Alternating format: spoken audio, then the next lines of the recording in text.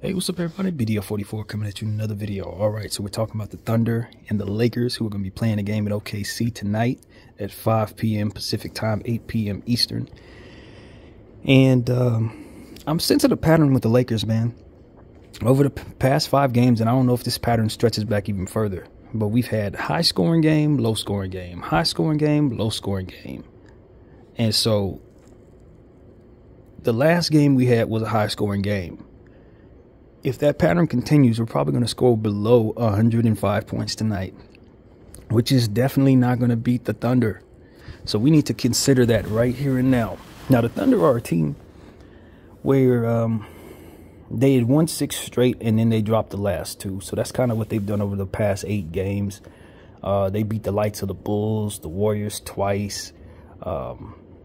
A few other teams not coming to mind, but they were whooping on teams. I think they seen the Wizards. They just whooped on a bunch of teams, and then found themselves in a situation where they dropped 2 games. One against the Philadelphia 76ers, who just beat us by 44 points, and another to the Minnesota Timberwolves, where they lost in a heartbreaker off of Shai Gilgeous-Alexander missed 3 that would have tied the game up. Now, the thing about the games that they lost, which was really, really intriguing to me, was how few turnovers they actually had. In the last game, they had 10, which is a fair amount, but nothing crazy. But in the loss against Philadelphia, a very good defensive team, they only had 4 turnovers and still lost the game. Now, the reason why that is, in my opinion, is because they were shooting poorly from the field. When you shoot under 45% from the field, which is something they've been prone to do a lot over the last several games, it's going to be kind of difficult. Plus, when you're missing shots from behind the arc, for which they were at that time, it's kind of hard to score. So I would say, to be honest with you, the Giddey accusations and the stuff that's going on with Giddey may have distracted this team over the past 2 games. They're not playing like they had been playing, and when those allegations dropped, that's kind of when their woes began. So I would say they're a bit startled by that. Plus, they've had to reincorporate J-Dub, Jalen Williams, one of the 2 Jalen Williams that they have, back into the lineup. And that might have shook some things up as well for them, since he had been out for a little bit. So that's just my thought on what could have been possible there. With Giddey, got some real allegations. I'm sure you guys heard about it. The investigation is ensuing. So I just think that kind of distracted the team. One game that they had, I don't remember exactly who it was against, about 4 games ago. Wish I remembered who they were playing against. Maybe the Wizards. They scored 60% from the field, 60% from the 3, and 100% from the free throw line. If they shoot that well, we ain't beating them tonight. I'll tell you that right now. I think that game was against the Wizards. No, it was against Portland, to be exact. It was the Portland Trail Blazers who they stomped out. They had a 47-point lead in that game, just obliterated the Blazers, but they could not miss at all. Now, that was about 4 or 5 games ago. They haven't shot well like that since. But that is something to keep in mind, that they are very capable of doing craziness like that. So, the Lakers are coming off a victory against the lowly Detroit Pistons. Can't stand them for being so bad. I mean, they just really have a bunch of young talent that you would love to see play well, but they just couldn't get it together. And we were able to overcome them rather easily in a game just last night. Now, I was a little upset that LeBron James actually played in the 4th quarter. We were well above that threshold for which he should have been sitting. But we were able to get away with it. He's healthy. He should be ready to go tonight. Now, our injury report, first of all, the OKC Thunder have 0 players on the injury report as of 9 Pacific this morning. They don't have anybody injured. 100% team. Us, on the other hand, we're still missing some guys. Rui is expected to definitely be out. Vanderbilt is a game-time decision, so we're definitely happy about that. Braun and AD, of course, are probable, and you know how that is. They're always on the injury report, but they should be available tonight, unless they want to sit Braun for the second of a back-to-back, but I seriously doubt it. Very, very seriously doubt it. And, of course, Gabe Vincent is also out, and Cam Reddish made his return last night. I don't know that he'll play tonight since he is fresh off an injury in a back-to-back, but I hope he's able to go, because clearly we could use his defense. But it is good to have Jalen Hood-Schifino back. He scored a double figures last night in garbage time, and hopefully that's the beginning of something in terms of incorporating him into the lineup and having him be a regular player for us to use, that can have some say-so on what happens out there. I like what I saw from him. He hit like 2 or 3 threes in a row. One of them didn't count because it was a foul or something like that, but I watched the ball fall, and that's really all I care about. So his shot is pretty much falling for the most part. He looks pretty good out there, and I think he can be a contributor, man. I'm hopeful that Jalen Hood-Schifino could really step into the ranks of a solid rookie and maybe put himself in the ranks of somebody who's really serious about, you know, being a part of this rotation right now. So I like that we are incorporating young players into it. Max Christie has been getting some run, made a name for himself on this road trip against Cleveland, defending well. Even though his passings is still consistently horrible. I honestly think he's the worst passer I've ever seen. But nevertheless, he's been doing everything else in a solid way, and we want to continue to see him get minutes. And so that's really good. I like the youth that's being incorporated into what it is that we're doing. And, you know, we like what we saw from Anthony Davis last night. Obviously, you want to mention D'Angelo Russell, who had a historic game, really. He's the only player to ever have a certain type of line. I think he had plus 30 points, plus 5 assists, plus 3 blocks, and shot over 75%. I think that's how that went. No one has ever given up that type of stat line before, or rather put down that type of stat line, however you word that. He's only the one to ever do that. So congratulations to D'Lo for making history yesterday. And we want to see him continue to carry the hot hand into Oklahoma. Obviously, it's going to be different defense tonight. He's going to have real defensive players on him tonight, so it probably won't be that type of night because they really were playing off of him and put weak defenders on him, that kind of thing. That's just not what we're dealing with. You got Shai Gilgeous-Alexander, who's been averaging 30 points, 6 rebounds, and 6 assists on the year thus far. You got Chet Holmgren, who's probably the rookie of the year if the season were to end right now. At 7'3" with guard skills and a fantastic rhythm for blocking shots. He's gifted in that way. And last time he saw LeBron James in a pickup game in the summertime, he went down with a Liz Frank injury trying to defend, or I don't remember how that play went, but ultimately he collided with our guy LeBron James, and that's how the injury ensued. He has not had a matchup against Bron since, so this is going to be a test of mental fortitude going up against a guy that injured you, or however that went. But I do expect for him to step out and be big tonight. And as I mentioned, J-Dub, another one of their big-time players, is back from injury. He's been back for, I'd say, about 3 or 4 games. So this is when you start expecting him to be himself again. I call him Baby Magic Johnson. When he's right, he's one of the best players in basketball, in my opinion. Still developing, but it doesn't really have too many holes. Fantastic length, defense, offense, all of it. He has it all, man. Passing, dribbling, shooting from all 3 levels. He's just a complete player, in my humble opinion. It's going to be very difficult to defend. Josh Giddey. Of course, Josh Giddey is one of the better point guards in the league, but I think he's a bit distracted, to say the least, by what he's got going on. But he has a lot of confidence against the LA Lakers. In the previous matchup against him, we gave up 17 rebounds to that young fella. If he crashes the glass like that tonight, it could be a real problem for us. And he's due for a big game. He hasn't been himself, obviously, and this is a team who's, having dropped 2 straight after a 6-game winning streak, is due to win. And given the fact that they're at home, can settle into these allegations and such, I think this team is probably poised to play better than they have over the past 2 games.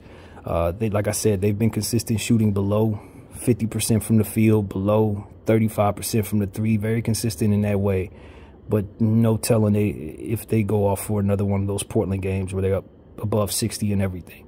So that is what I know. And like I said, they're not turning the ball over, man. Just like Philadelphia wasn't turning the ball over very much, this team has only turned the ball over 14 times in the past 2 games. Seems like the more turnovers they have, the more likely they are to win, because in most of their wins throughout the course of those 6-game winning streak, they were turning the ball over upwards of 16, 17 times.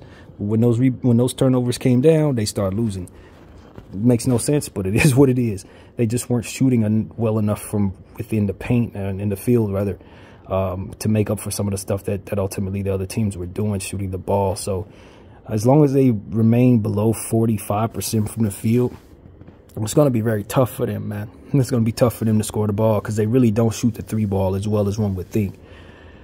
But, you know, all bets are off when they have such high-level talent, man. When you talk about the top 5 guys they got on that team, they're as talented as anybody, man. You're talking about Lou Dort and Josh Giddey, you know, obviously Holmgren and it's SGA, you know, J-Dub, J-Will, Kendrick Williams, Isaiah Joe. These are guys you're going to hear their name tonight a lot. You know, Cason Wallace, a young rookie that I'm really excited about. I just want him to get into a situation that allows him to start at some point. Maybe the OKC Thunder do trade Josh Giddey if these situations get worse, and then Cason Wallace can step into that starting role in theory. But I don't necessarily see that coming. But Cason Wallace is one of the best two-way guards in the draft, and probably will develop into one of the best two-way guards in the league someday. You gotta be careful with him. If they put him on Austin Reeves, if they put him on D'Angelo Russell, it could be a long night for those guys, man. And it seems like they're ramping up his minutes more and more as the season is progressing, relying on him more comfortably. So we got to be careful with Cason Wallace. Their bench is extremely strong, and we can't have any drop-offs from our rotations tonight against OKC. Just because the starters may not necessarily have it doesn't mean that their bench won't come in and blow you out. Isaiah Joe is a fantastic three-point shooter, and expect for him to do great things from behind the arc on any given night. A guy by the name of Trey Mann, who's not even in rotation right now. I think it's one of the best young players out there. You got to watch out for him if they decide to use him. Ousmane Dieng, a defensive forward, lottery pick last year. Also somebody whose three-point shot is beginning to develop. You got to be careful with him. His ceiling goes all the way up to the moon, too. So they just have a very talented team, man, to say the least. And coming into their home court just makes it even more difficult for you to see yourself having success if you don't play your best. I think the world of OKC, man. I think they're going to be a playoff team for sure. They obviously got one of the best players in the world, in Shai Gilgeous-Alexander, who's just tearing everybody up, man. His bag goes so deep, it's not even funny. He's probably one of the more underrated players in this league, one of the underrated superstars in this league. I think he could end up being MVP if he plays at a certain level for the rest of the season. His three-point shot has not been the greatest. Like I said, he missed the three-point shot to tie the game against the Thunder. But I don't know that his three-point shot won't continue to develop, as he is still, believe it or not, a young player. Drafted by the LA Clippers and traded in the Paul George ultimate nonsensical trade. So, needless to say, this is somebody who has ties to LA. And he's going to want to beat the Lakers. He's definitely going to want to show out and do great things against Bron and AD. And that's all there is to it, man. So I will say that the one thing that has been consistent also that has not been very good besides their field goal shooting is their rebounding. Over the last several games, they've been rebounding under 40 boards a game, and I honestly don't think they can win many games if they rebound that way. So we need to be able to crash the boards tonight. Unfortunately, someone else on the injury report that I forgot to mention is Jackson Hayes with an elbow. I don't know that he's going tonight. I think it's a game time decision possibly as of right now. But he did exit the game yesterday before the game ended and went to the locker room, and apparently it was an elbow. So the injuries continue for the Lakers. That can affect our rebounding a little bit because Jackson Hayes has been playing some good ball for us. Needless to say, our center there, we're going to need him. Also, you know, just speaking of the center position, we need to continue to see good things out of Christian Wood. He's been a little bit inconsistent, but we can definitely count on him to board the ball off the bench.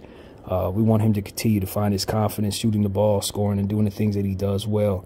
We're just going to need him to play well. One thing I can say about Christian Wood is I need him to use his off arm defensively, man. He only wants to use one arm defensively regardless of what side he's coming on. Sometimes he'll reach over people just to use the same arm when all he has to do is use the opposite arm and have a better angle on a lot of defensive plays. That's something the coaches are going to need to work with him on, man. It drives me absolutely insane. You have more than one arm on defense, Christian. Use both of them, please, brother. You make life so much easier on yourself when you use both arms. That drives me absolutely up a wall watching him play defense. It drives me nuts.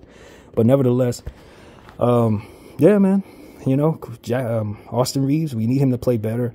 He barely had any stats yesterday. Seemed like he was sitting on the sideline waiting to get checked into the game a lot of the time yesterday. I don't know why that was the case, but he would be sitting over there for 5 minutes before being checked in. Twice yesterday, believe it or not. But he didn't really have a good game, man. And he's not having a good season. And we are hopeful that that can stop being the case, because this is not the Austin we know. The Austin we've known for the last 2 years is one of the most consistent, clutch, smart, cerebral players on the planet. Yeah, his defense is kind of relying upon him being able to draw fouls that often are not coming his way, but that has nothing to do with what he can do offensively, for which we haven't seen consistency in this year. And so we need him to play better. I understand that he's the #1 efficient player off of the bench. That's what the numbers tell us. He's at #1 sixth man in the league right now. But I'm telling you, he ain't playing well. Despite that, in spite of that, he is not playing well. And he knows that. So he needs to step his game up. And if he were playing to the level that we know he could, we would nearly be impossible to beat. So it's time for Austin Reaves to step into his confidence against this team, OKC. He's going to have some very good defenders. He's going to have to make his presence felt. And, you know, and it's just that simple. D'Angelo Russell, of course, like I said, he's coming off the historic game. 35+ points yesterday. 5 out of 8 threes. He was great, man. He was absolutely great. Couple blocks. All of that was fantastic. We need his game to continue to be consistent. We can't have a night like that and then have him follow up a game where he only scores 10 points. It's just not good enough, man. We love what we saw yesterday, but if you can't do it against good teams, that's telling. Now, this is somebody who's made an all-star team in his career with the Brooklyn Nets, so we know his talent is there, but a lot of that is contingent upon the defense being soft against him, playing off of him. That needs to be something he doesn't allow to keep him from having a good game. He needs to take it to the rim, lay the ball up, and get fouled, and try to get these great defenders up off of him.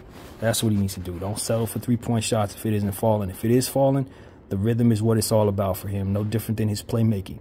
The more looks he gets, the better he's going to feel.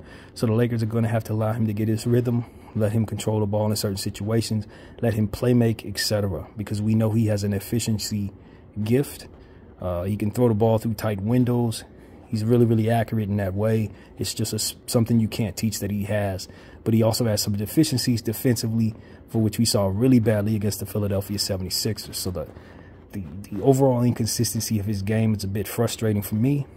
But we definitely like when he comes around like he did last night. It just needs to carry over to OKC. Because we know, you know, Shai Gilgeous-Alexander, he's capable of going for 40 tonight. You know, that's something that he did a few nights ago in one of the games he played in. I don't know if it was against Denver. I don't remember who it was he played, but he had a 40-point game.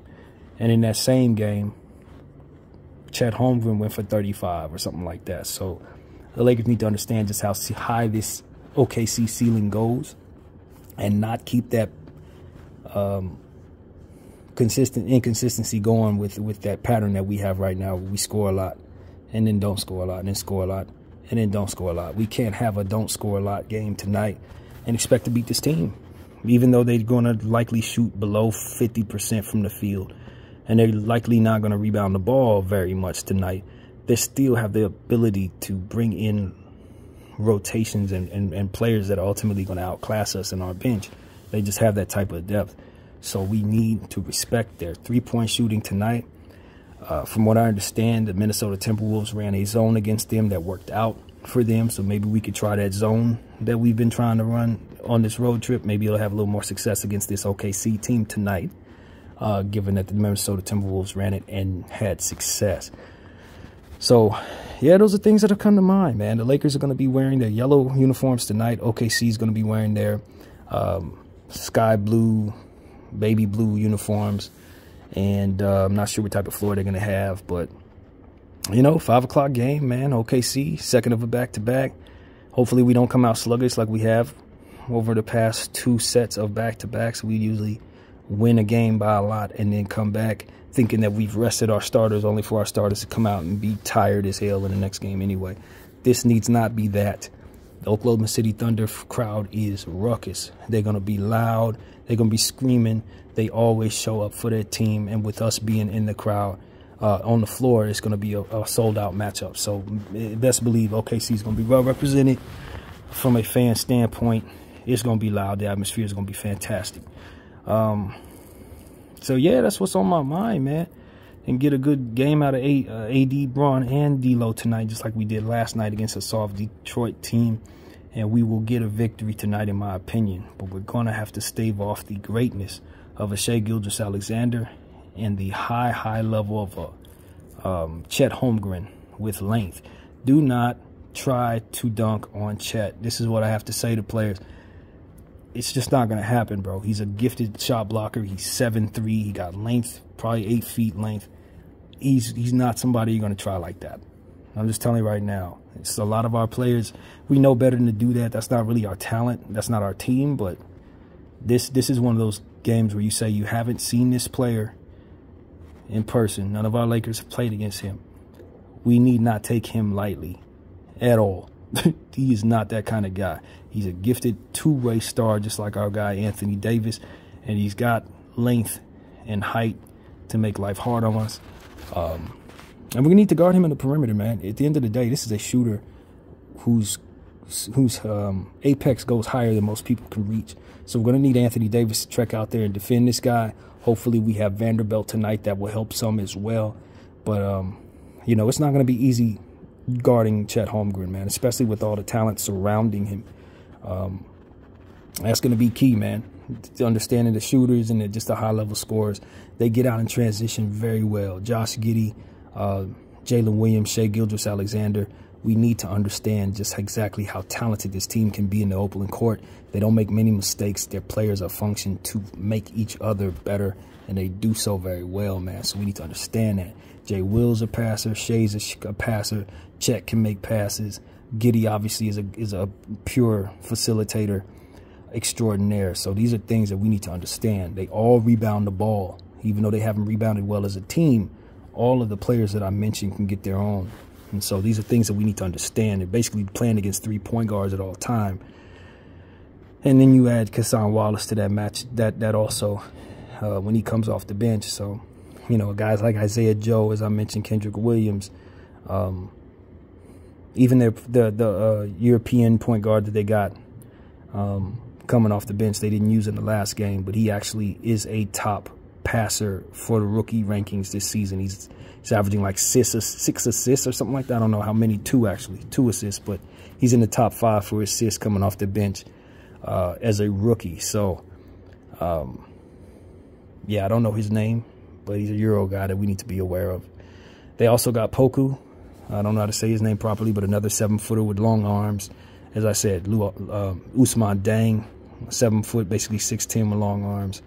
So they got height and length. You can't really take them lightly as it pertains to their size. Even though they're not girthy dudes, they're all very tall and long. So we need to be very aware of that. And, yeah, look out for Jalen Williams also. His 3-point shot is coming around. The other J Will, the other one.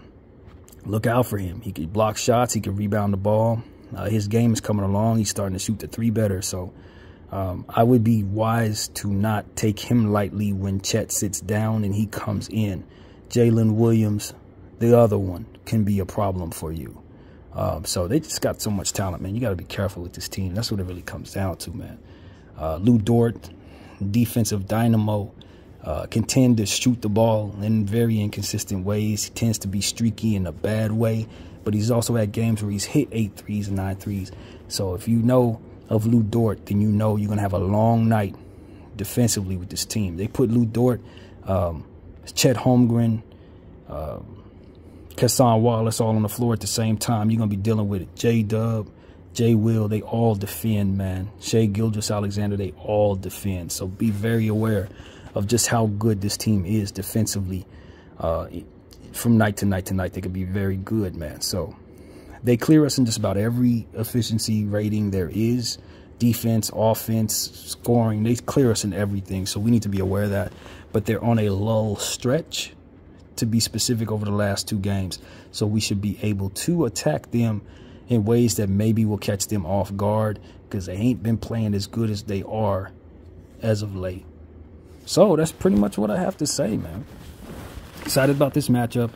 A little concerned because this is back-to-back, and we do come out sluggish in these games this season. But this is a matchup where, you know, we need to come out and draw first blood. It's a team we could very easily see in the playoffs, and with, you know, us having a first of 4 matchups against them, we know it's going to be a nice long season series against them. Our next game against this team is going to be the day before Christmas, so we see them rather soon, and hopefully we can have success in this particular matchup, man. So that is what I have to say. I hope everybody enjoys this one. My name is BDF44. I thank you all for watching, and I'm out.